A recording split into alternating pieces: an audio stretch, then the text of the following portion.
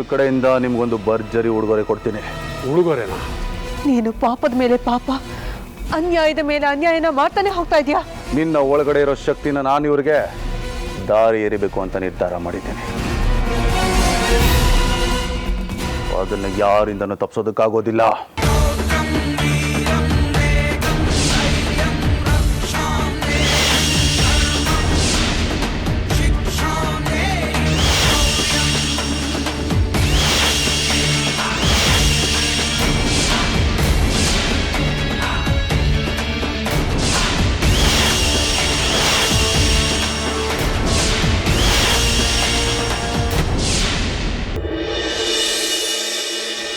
ಅವ್ರು ದೇವಸ್ಥಾನಕ್ಕಿಂತ ಬಂದು 4-5 ದಿನ ಆಗಿತ್ತು.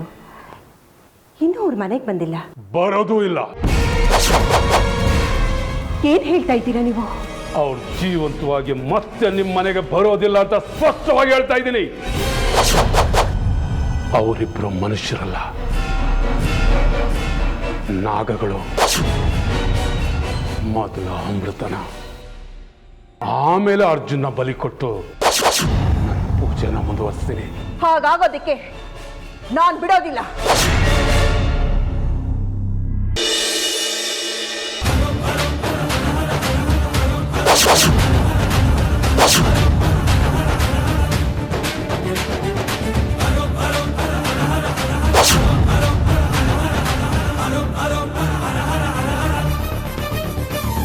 ಅಮೃತವ್ರೆ, ಅಮೃತವ್ರೆ, ಅಮೃತವ್ರೆ!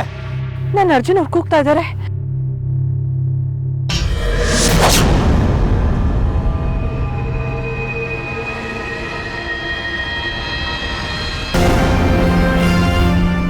ನೀವು ಹೇಳ್ತಿರೋ ಮಾತು ಕುರಿನ್ ಕಾಯೋದಕ್ಕೆ ತೋಳ ನಿಟ್ಟಂಗಾಯ್ತು. ಅಂದ್ರೆ ಶಾಸ್ತ್ರಿಗಳೇ, ಅವಳು ಹೇಳಿ ಕೇಳಿ ನಾಗಿಣಿ. ಅವಳಿಗೆ ನಮ್ಮ ಮೇಲೆ, ನಮ್ಮ ಮನೆಯವ್ರ ಮೇಲೆ ಎಷ್ಟು ದ್ವೇಷ ಇದೆ, ಆಕ್ರೋಶ ಇದೆ. ಅಂಥದ್ರಲ್ಲಿ ಅವಳು ನಮ್ಮ ಅರ್ಜುನ ಕಾಪಾಡ್ತಾಳ. ಮತ್ತೆ ನಮ್ಮ ಅರ್ಜುನ್ ನಮ್ಮ ಮನೆಗೆ ಬರ್ತಾನೆ ಅನ್ನೋದು ಸುಳ್ಳು. ಅದಕ್ಕೇನ್ ಮಾಡ್ಬೇಕು ಅಂತಿದ್ದೀರಾ? ಆಗ್ಲೇ ಹೇಳ್ದಾಗೆ ಆ ಅಮೃತನ ಮುಗಿಸಿ ನಮ್ಮ ಅರ್ಜುನ ನಮ್ಮ ಮನೆಗೆ ಕರ್ಕೊಂಡು ಬರೋಣ. ಗುರುಗಳೇ, ಅದಕ್ಕೆ ನೀವೇ ಏನಾದರೂ ದಾರಿ ತೋರಿಸಿ. ನಾನು ವಿಧಿ ಬರಹ ಬರೆಯೋ ವಿಧಾತನೂ ಅಲ್ಲ, ಬರೆದಿರೋ ಬರಹನ ಬದಲಾಯಿಸೋ ಶಕ್ತಿನೂ ನನಗಿಲ್ಲ. ನಾನಿಲ್ಲಿ ನೆಪ ಮಾತ್ರ. ಕೆಲವು ಮಹಾಪುರುಷರಿಗೆ ತಮ್ಮಲ್ಲಿರೋ ಶಕ್ತಿ ಬಗ್ಗೆ ಅವ್ರಿಗೆ ಗೊತ್ತಿರೋದಿಲ್ಲ. ಗುರುಗಳೇ, ತಾವು ದೊಡ್ಡ ಮನಸ್ಸು ಮಾಡಿದ್ರೆ ಖಂಡಿತವಾಗ್ಲೂ ನಮ್ಮ ಅರ್ಜುನ್ ಅಲ್ಲಿಂದ ಕರ್ಕೊಂಡು ಬರ್ಬೋದು. ನಿಮ್ಮ ನಂಬಿಕೆಗೆ ನಾನ್ಯಾಕೆ ಅಡ್ಡ ಬರಲಿ?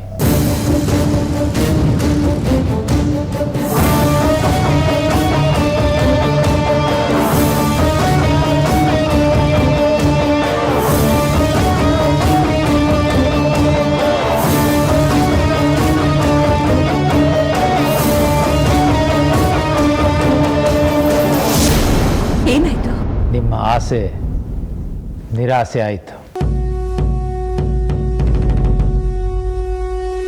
ನೀವು ಅಂದ್ಕೊಂಡಾಗೆ ಯಾವುದು ನಡೆಯೋದಿಲ್ಲ. ತಾವು ಈ ರೀತಿ ಒಗಟವಾಗಿ ಮಾತಾಡಿದ್ರೆ ನನ್ಗೇನು ಅರ್ಥ ಆಗಬೇಕು?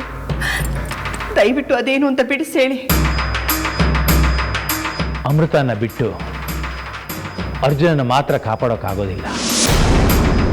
ಅಕಸ್ಮಾತ್ ನಾವು ಆ ರೀತಿ ಪ್ರಯತ್ನ ಪಟ್ಟರೆ ಅರ್ಜುನನ್ನ ನಾವು ಶಾಶ್ವತವಾಗಿ ಕಳ್ಕೋಬೇಕಾಗತ್ತೆ.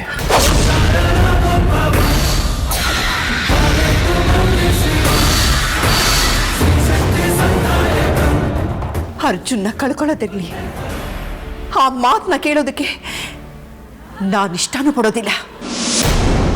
ಅವನ್ನ ಕಾಪಾಡ್ಕೊಳ್ಳೋದಕ್ಕೆ ಇಷ್ಟು ವರ್ಷ ನಾನು ಎಷ್ಟು ಕಷ್ಟಪಟ್ಟಿದ್ದೀನಿ ಅನ್ನೋದು ನನಗೆ ಮಾತ್ರ ಗೊತ್ತು. ಹೌದು, ಅಮೃತನ್ ಬಿಟ್ಟು ಅರ್ಜುನ್ ಯಾಕೆ ಕಾಪಾಡಿಕೊಳ್ಳೋದಕ್ಕಾಗೋದಿಲ್ಲ? ಅವರಿಬ್ಬರದ್ದು ಜೋಡಿ ಜೀವ ಅಲ್ಲ, ಒಂಟಿ ಜೀವ. ಅಂದರೆ ದೇಹ ಎರಡು, ಆತ್ಮ ಒಂದು. ಎಲ್ಲದಕ್ಕಿಂತ ಹೆಚ್ಚಾಗಿ ಅಲ್ಲಿ ನಡೆಯೋ ಒಂದು ಆಘಾತಕಾರಿ ಘಟನೆನ ನಿಮ್ಮ ಕಣ್ಣಾರೆ ನೀವೇ ನೋಡ್ತೀರಾ. ಆ ಪರಶಿವ ನಿನ್ನ ಪರವಾಗಿದ್ರೂ ಸಹ ನಿನ್ನನ್ನು ಕಾಪಾಡೋದಕ್ಕಾಗೋದಿಲ್ಲ.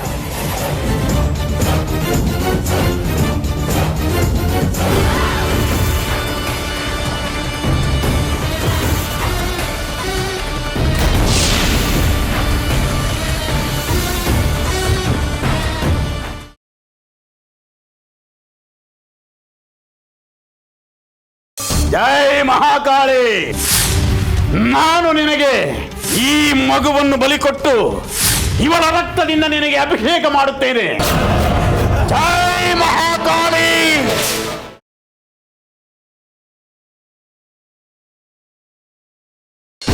ಸರ್ ನಮಸ್ತೆ. ನಮಸ್ತೆ.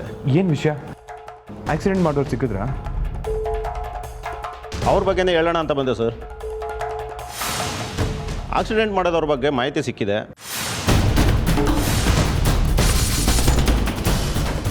ಸಿಗ್ತಾರೆ ಅಂತೀರಾ? ಆಗಾಗ ನಂಬರ್ ಪ್ಲೇಟ್ ಬದಲಾಯಿಸ್ಕೊಂಡು ಓಡಾಡ್ತಿರೋದ್ರಿಂದ ಹುಡ್ಕೋ ಸ್ವಲ್ಪ ಕಷ್ಟ ಆಗ್ತಾಯಿದೆ ಸರ್. ಹಾಗಂತ ನಾವು ಕೈ ಕೊಟ್ಕೊಂಡು ಕೂತ್ಕೊಳ್ಳಲ್ಲ. ಅಪರಾಧಿಗಳನ್ನ ಹುಡುಕಿ ಜೈಲಿಗೆ ಕಳಿಸೋದೇ ನಮ್ಮ ಗುರಿ ಸರ್. ಇದು ಯಾವ ರೀತಿ ಅಂತ ಅರ್ಥ ಆಗಲಿಲ್ಲ ಇನ್ಸ್ಪೆಕ್ಟರ್. ಆಕ್ಸಿಡೆಂಟ್ ಆಗಿದೆ, ಮನೆಯವರೆಲ್ಲ ದುಃಖದಲ್ಲಿದ್ದಾರೆ, ನೀವು ನೋಡಿದ್ರೆ ಅತ್ತೆ ಸೊಸೆ ಜಗಳ, ಗಂಡ ಹೆಂಡತಿ ಅನ್ಯೋನ್ಯವಾಗಿದ್ದಾರೆ ಅಂತ ಕೇಳ್ತಾ ಇದ್ದೀರಲ್ಲ. ಹೆಂಡತಿ ಮೇಲಿರೋ ದ್ವೇಷಕ್ಕೆ ನೀವು ಯಾಕ್ರಿ ಕೆಲಸ ಮಾಡಿರಬಾರ್ದು?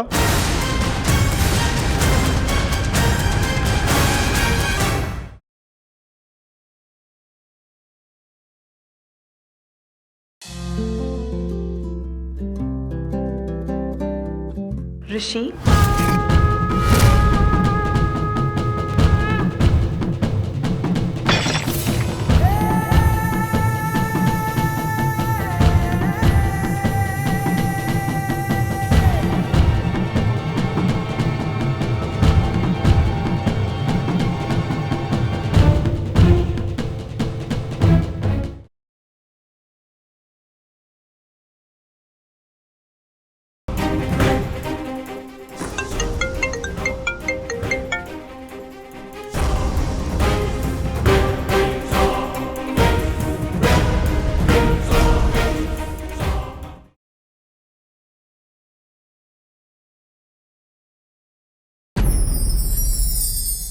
ಮತ್ತೇನು ಜಾನು, ಮುಂದಿನ ವಿಶೇಷ ಯಾವಾಗ?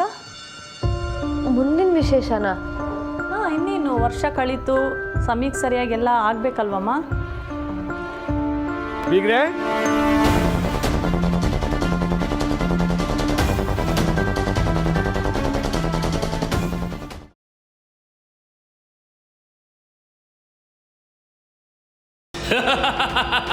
ಯೋ ಮೂರ್ಖ, ಈ ಕುರೂಪಿ ರಾಕ್ಷಸನನ್ನು ಸುಂದರಿ ಎಂದು ಕರೆದುಕೊಂಡು ಬಂದಿರುವೆ. ತಾಳು, ನಿನ್ನ ಚಿತ್ತ ಭ್ರಮೆಯನ್ನು ಹೋಗಿಸುತ್ತೇನೆ.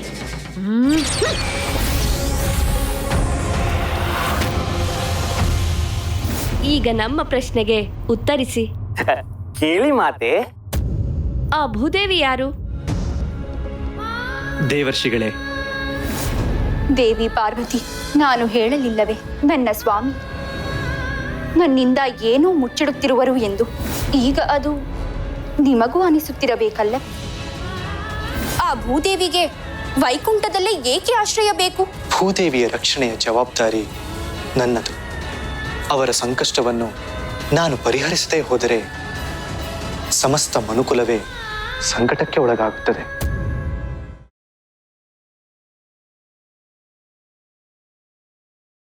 ನಿಮಗೋಸ್ಕರ ಏನು ತಂದಿದ್ದೀನಿ ನೋಡಿ. ಇಷ್ಟ ಆಯ್ತೇನೆ ನಿಂಗೆ? ಹ್ಞೂ, ಅದಕ್ಕೆ ತುಂಬಾ ಇಷ್ಟ ಆಯ್ತು. ನಿನ್ ಗಂಡ ತಂದ್ಕೊಡ್ತಾನೆ, ನೀನು ಉಟ್ಕೊಂಡು ಮೆರಿತೀಯ. ಎಲ್ರಿಗೂ ಈ ಪುಣ್ಯ ಸಿಗ್ಬೇಕಲ್ಲ. ಗಂಡ ಹೆಂಡತಿ ಹೇಗಿರ್ಬೇಕು ಅಂತ ಇವಳು ವರ್ಣನೆ ಮಾಡ್ತಾ ಇದ್ದಾಳೆ. ಇವಳೆ ಗಂಡನ್ ಬಿಟ್ಟು ಬಂದು ಇಲ್ಲಿ ಕೂತ್ಕೊಂಡಿದ್ದಾಳೆ. ಇವಳು ದಾಂಪತ್ಯ ಸಾಮರಸ್ಯದ ಬಗ್ಗೆ ಹೇಳ್ತಾ ಇದ್ದಾಳೆ.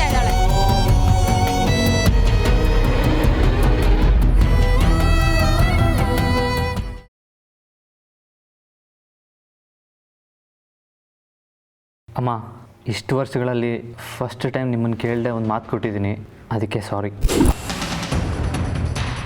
ಅಪ್ಪಿ ತಪ್ಪಿ ಪಾರು ವಿಷಯ ಅಲ್ಲ ತಾನೇ?